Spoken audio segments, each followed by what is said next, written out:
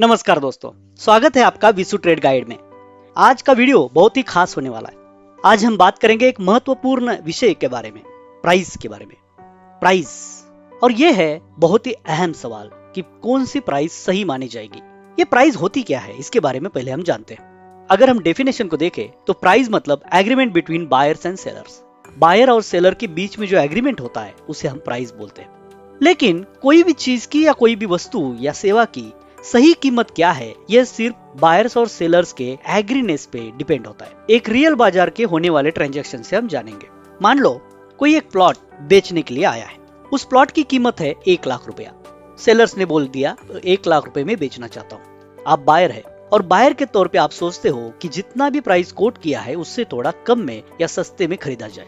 तो आप बोलते हो कि नहीं, मुझे ये 90,000 में ये प्लॉट चाहिए। तो बताने की कोशिश करेगा आपको कि देखिए ये प्लॉट क्यों इंपॉर्टेंट है, इसके पास कितने अच्छा रास्ता है, यहाँ से कौन सी कनेक्टिविटी इजी है, यहाँ से कौन सी सुविधाएं है, इसके ऊपर इस प्लॉट की कीमत तय हो जाएगी, बढ़ेगी। ये आपको कन्विंस करने की कोशिश करेगा। और धीरे धीरे जैसे ही वो उसके एमिनिटीज के बारे में बात करेगा, उसके फैसिलिटी और प्रॉफिट्स के बारे में बात करेगा, वैसे वैसे आपके प्लॉट की तरफ देखने का नजरिया आपका बदलेगा और धीरे धीरे आप प्राइस को बढ़ाने लगोगे। यही है सेंटिमेंट। एक अधिक जानकारी आपको दे दी और आपको ये बताने की कोशिश की कि ये प्राइस 1 लाख रुपया कैसे है। अब आपके पास भी कुछ जानकारी होती है। आप भी बोलते हो नहीं भाई, आजू बाजू वालों ने इसको 70,000 में लिया, 80,000 में लिया है, ये मार्केट में इतना डेवलपमेंट नहीं हो रहा है। ये आपका बार्गेनिंग सेंटिमेंट है। अब ये दोनों की जंग में धीरे धीरे बायर्स और सेलर्स ये दोनों कहीं एक बीच पड़ाव पे आते हैं और डिसाइड करते हैं प्लॉट्स की प्राइस 95,000 रुपीज। अब एक्चुअल में सेलर उसको 1 लाख रुपए में बेचना चाहता था और आप खरीदना चाहते थे 90,000 में, लेकिन डील कंप्लीट होगी 95,000 रुपीज में। तो उस प्लॉट की सही कीमत क्या थी? उस प्लॉट की सही कीमत वही है जो बायर्स और सेलर्स को एग्री है। बायर्स और सेलर्स दोनों जिस कीमत पे खुश है वो कीमत उसकी सही कीमत है। ये अभी का ये जो सेंटेंस है ना दोस्तों, ये हमेशा आप याद रखिए कि कोई भी चीज, वस्तु, सेवा, किसी की भी कीमत वही होती है सही जो बायर्स और सेलर को एग्री होती है। एक बार अगर आपने एक प्राइस को डिसाइड किया तो वो सही है कि गलत है, ये सोचना, उसके बारे में ज्यादा डिगिंग करना आपके डिसीजन पे इन्फ्लुएंस करेगा। आपको डिसीजन लेने के लिए बहुत ही तकलीफदेह होगा। अब ये हो गया रियल लाइफ में। रियल लाइफ में क्या होता है, बायर्स और सेलर आमने सामने होते हैं, फेस टू फेस डील करते हैं। तो उसकी आगे वाले की बॉडी लैंग्वेज, आगे वाले की एग्रेसिवनेस, इससे हमें पता चलता है कि उसकी सेंटिमेंट्स क्या है और वो कितना में बेचेगा या कितना में खरीदेगा। इससे ये डील थोड़ा आसान हो जाता है। अब आते हैं शेयर मार्केट की तरफ। शेयर मार्केट में जो भी डील होती है वो फेस टू फेस नहीं होती। ये डील जो होती है ये इनडायरेक्ट होती है। आप कोई भी सेलर को या कोई भी बायर को जाके कन्विंस नहीं कर सकते हो कि ये मुझे कितना में देना है या कितना में लेना है। तो यहाँ पे क्या काम करता है, यहाँ पे मार्केट की बॉडी लैंग्वेज और मार्केट की सेंटिमेंट्स हमें दिखाई देती है कैंडल्स के द्वारा। और यहीं पे है कैंडल्स का रोल, कैंडल स्टिक का रोल या चार्ट का रोल। चार्ट में क्या होता है, चार्ट्स में 4 प्रमुख कीमतें होती है, ओपन, हाई, लो और क्लोज। अब ये हमें पता चल गया कि अगर ओपन है मतलब इस मार्केट की शुरुआत है, हाई मतलब ज्यादा से ज्यादा इसकी प्राइस कितनी गई थी, लो मतलब कितने कम तक गिरी थी, और क्लोज मतलब ये कितना तक क्लोज हुआ था या जब मार्केट क्लोज हो गया तब इसकी प्राइस कितनी थी। अब सवाल ये आता है दोस्तों कि अगर बायर्स और सेलर्स के बीच में कोई भी आदमी, अगर बायर्स ने जितनी प्राइस बोली है उससे कम में लेना चाहता है और कोई भी सेलर जितने भी ज्यादा प्राइस मिले उतना लेना चाहता है, तो फिर हाई और लोस क्यों बनते हैं? बहुत ही अहम सवाल है ये। सोचिए क्या होता है। हमने ये जान लिया कि प्राइस मतलब बायर्स और सेलर्स के बीच का एग्रीमेंट है, वो सही या गलत नहीं बोल सकते हम। तो कुछ कुछ सेलर्स थोड़े कम सेंटिमेंट्स वाले होते हैं, कुछ कुछ सेलर्स ज्यादा इन्फ्लुएंस हो जाते हैं, उसकी वजह से वो ज्यादा कम में बेचते हैं या फिर ज्यादा कीमत लेके खरीदते हैं। इसी वजह से मार्केट पार्टिसिपेंट्स के सेंटिमेंट्स के द्वारा, मार्केट पार्टिसिपेंट्स के व्यूज के द्वारा, उनके परचेसिंग पावर के हिसाब से उसकी कीमत ऊपर या नीचे होती रहती है। इसके बारे में और भी डिटेल में हम जान लेंगे। मान लीजिए एक बाजार में हम नींबू खरीदने गए।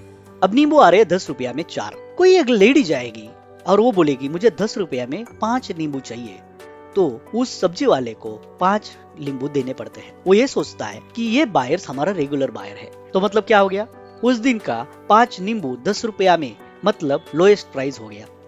अब मान लो ओपन प्राइस क्या था, 10 रुपया में 4 नींबू।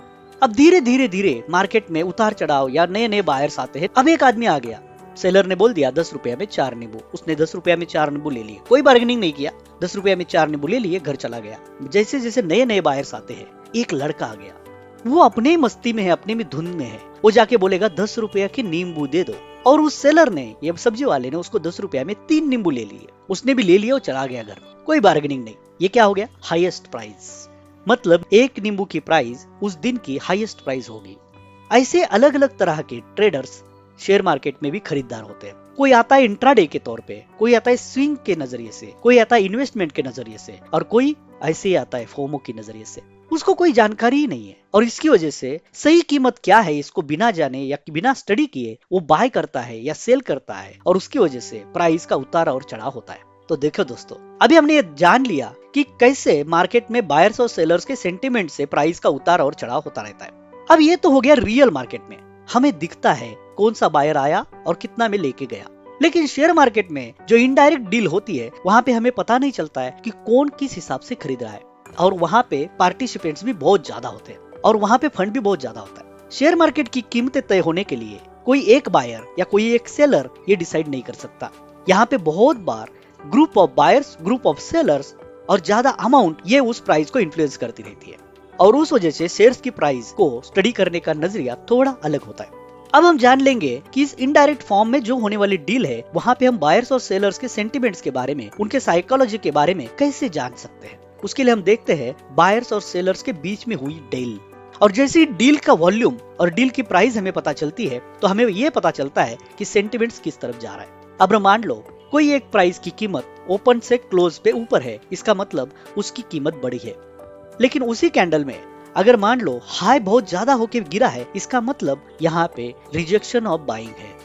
अगर मान लो कि प्राइस बहुत ही नीचे गिरी है और वहां से ऊपर उठी है, तो इसका मतलब रिजेक्शन ऑफ सेलिंग। तो इस वजह से कैंडल्स में ओपन हाई लो क्लोज के साथ में बॉडी और विग्स होते हैं। इसके हमें पता चलता है कि बाइंग का एक्सेप्टेंस और बाइंग का रिजेक्शन, सेलिंग का एक्सेप्टेंस और सेलिंग का रिजेक्शन कहां तक है, और ये होती है उसकी बॉडी लैंग्वेज। इसको अगर हम सही तरीके से जान लेंगे, सही मायने में इसको हम पहचान लेंगे, तो हमें शेयर की भाषा, शेयर चार्ट्स की भाषा समझने में बहुत आसानी होगी। अलग अलग कैंडल्स के अलग अलग मीनिंग होते हैं। हम पर्टिकुलर्स एक एक कैंडल के ऊपर भी नए नए वीडियोस जरूर बनाएंगे। तो दोस्तों, मुझे आशा है कि आपको पता चल गया होगा कि कैंडल स्टिक में साइकोलॉजी और सेंटिमेंट्स कैसा होता है और बार्गेनिंग कैसी होती है। तो आगे हम ये भी जानेंगे कि इस बार्गेनिंग को पहचानने के बाद में सही कीमत को राइट प्राइस पे हम उसको कैसे बाय कर सकते हैं। दोस्तों, बने रहिए विसु ट्रेड गाइड के साथ। अपने दोस्तों के साथ इस वीडियो को शेयर कीजिए और बेल आइकॉन को क्लिक करके रखिए, ताकि वीडियो अपलोड होते ही आपको नोटिफिकेशन मिले। दोस्तों, सही जानकारी हो तो सही खेल खेला जा सकता है। आप सही जगह पे निवेश करो और अपने पैसे को बढ़ाओ। हमारी शुभकामनाएं सदा आपके साथ है। मैं हूँ विनायक, विसु ट्रेड गाइड से। अगले वीडियो तक मुझे इजाजत दीजिए। धन्यवाद।